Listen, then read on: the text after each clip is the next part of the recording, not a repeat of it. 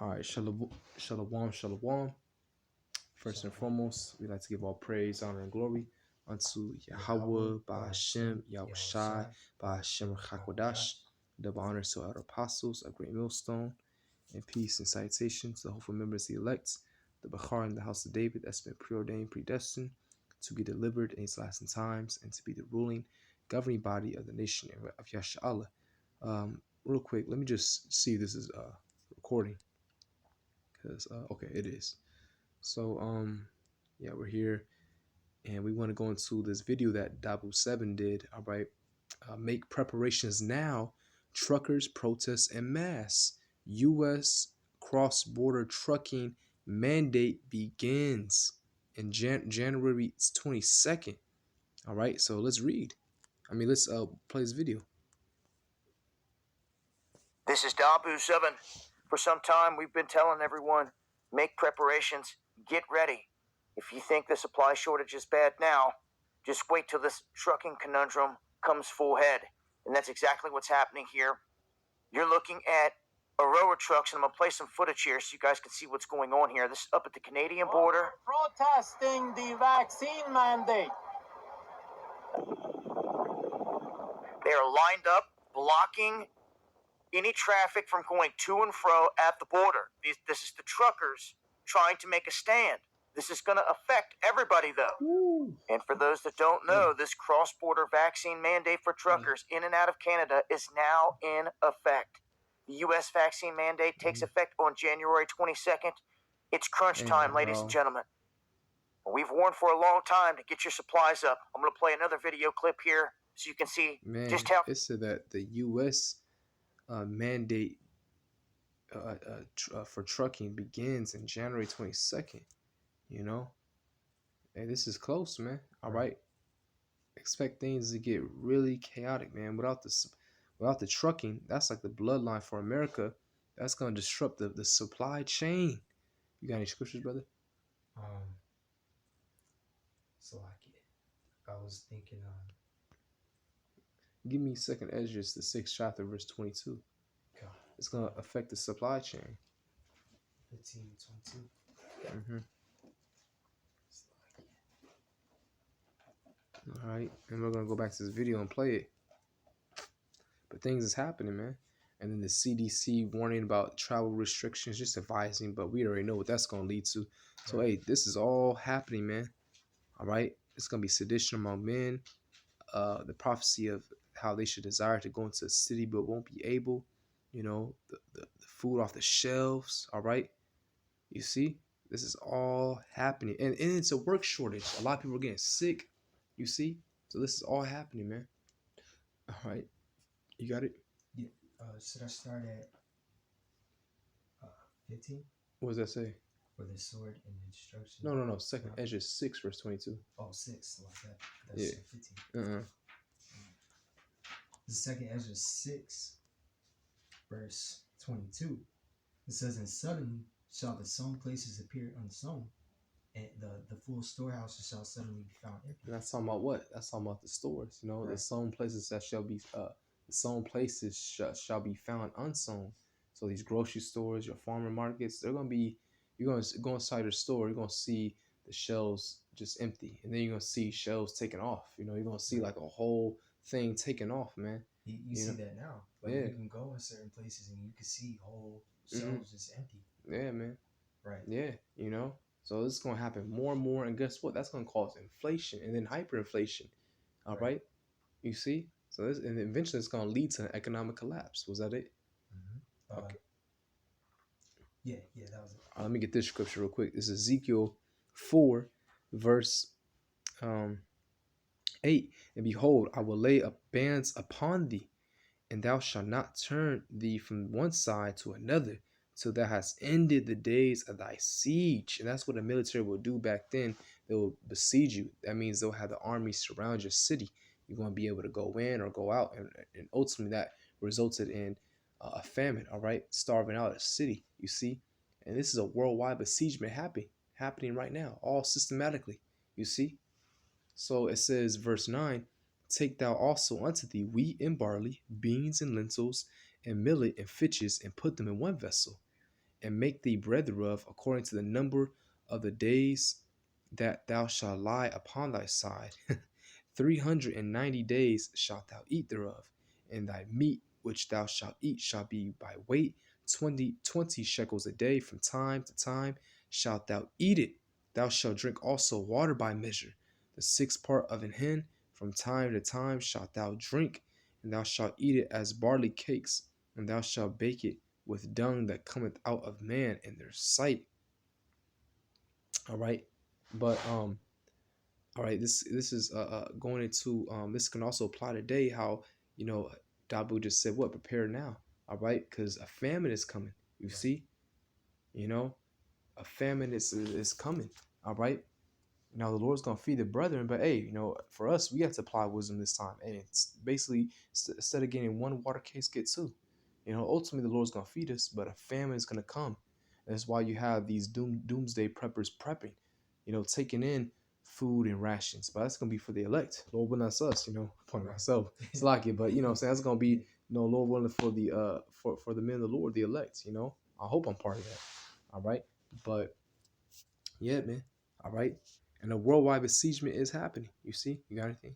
Yeah, out of 2nd Ezra 15, Get it? verse 17.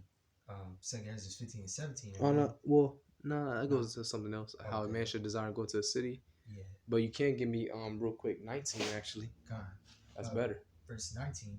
A man shall have no pity upon his neighbor. Yep. And why? Why is that? A man should have no pity upon his neighbor. Someone you knew for decades. Why? It's gonna go into it. But shall destroy their houses with the sword, and spoil their goods because of the lack of bread. Because of the lack of bread. Famine. 2nd Ezra 15 verse 5, that same chapter says what? The Lord will bring plagues upon the world. The sword, the Lord shall bring plagues upon the world. The sword, famine, death, and destruction.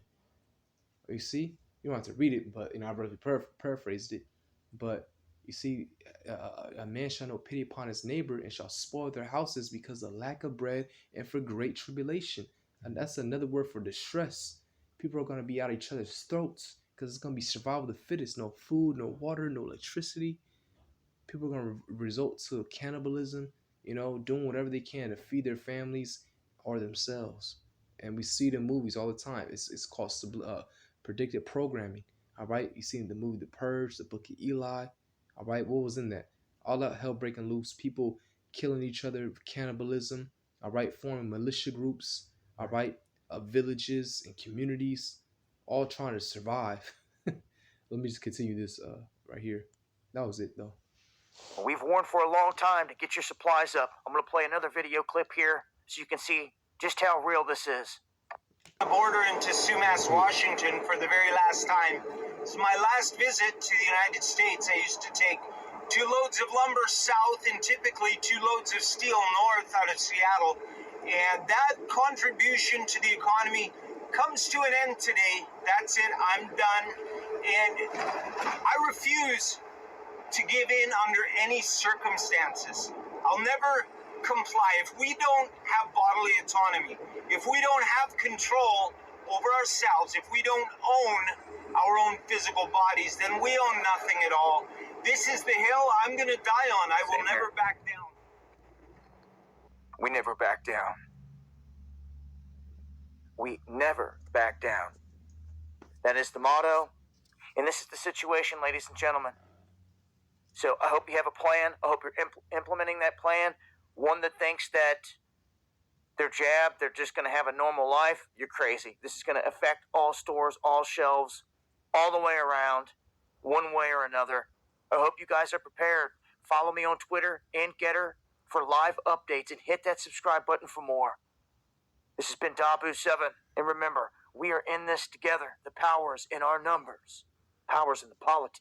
No, it's gonna be the elect that's gonna survive all this. The Israelites, all right, out of the elect, all right.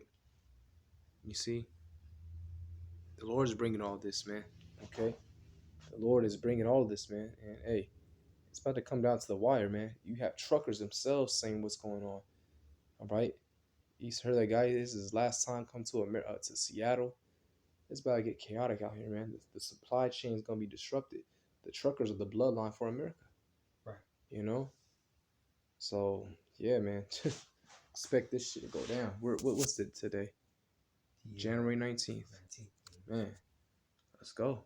So with that, hey, you got any last thing or no? Well, it What? was Isaiah 65 and 13. What was that say? My servant shall eat. Oh yeah, get that. Yeah, God. beautiful. Yeah, because hey man, the Lord hath cared for his elect. Okay, you think the elect is gonna be out here, worried about what they should, eat, or various things that they're gonna need in that day? The Lord is gonna provide. Yeah, man. The Lord's gonna do things like He did to the prophets of old, man. He fed Elijah with ravens. An angel woke him up, man. Daniel in the lion's den was fed by Habakkuk. The angel teleported him to give him that soup. You know what I'm saying? Right. Man, remember the children that walked out of Egypt, man. When we came out of the land of Egypt, out of our first bondage, the Lord was feeding us by doing miraculous things. Quails were raining down from heaven. The angel bread. Moses hitting that rock and water came out. All right.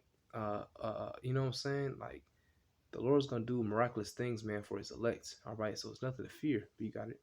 This is Isaiah 65, verse 13. Therefore, thus said the Lord power. Behold, my servant shall eat, but ye shall be hungry. That's talking about everyone outside the elected, 2/3. It says, my servant shall drink, but ye shall be thirsty. Behold, my servant shall rejoice, but ye shall be ashamed. You see? So we're going to eat, drink, and rejoice, man. We're going to rejoice because the Lord is dealing with us and we're at the end. We're going to be rejoicing like, yeah, let's go, man. Because we're going to be in the middle and the transition of a kingdom. Like we're going to be in the middle of the transitioning of a kingdom. Once Yahushua returns, that's it. We're going to be all good. He's going to establish his kingdom. America's going to be fucking nuked, man. And it's going to be it, man. You see? So we want this to happen, man. The sooner the better. Let's go, man. All right. Hopefully something does happen on January 22nd. Right. All right. And if it doesn't, we know it's going to eventually happen. All right. Something got to give because it's prophecy. But, it's going to be, it might gradually lead up to it, though. But either way, we in the year of the turn up. All right. It's about to get even worse and worse, man. Okay. Some brothers in some states, might be all just through. And the Lord's going to be protecting them in that one state. Right. We're going to see it. It's going to gradually happen like that, maybe. All right. But either way, we know we at the end. And hey, man, let's go. Keep praying, brothers. All right. We at the end, man. All right. The kingdom of heaven is at hand. So, Lord willing, this lesson was edifying. We'd like to give all praise, honor, and glory unto Yahweh, Bahashem, Yahushai, Bahashem, Rachakwadash. Dove honor to our apostles of Great Millstone, and peace and citation to elect. With that, Shalom. Shalom.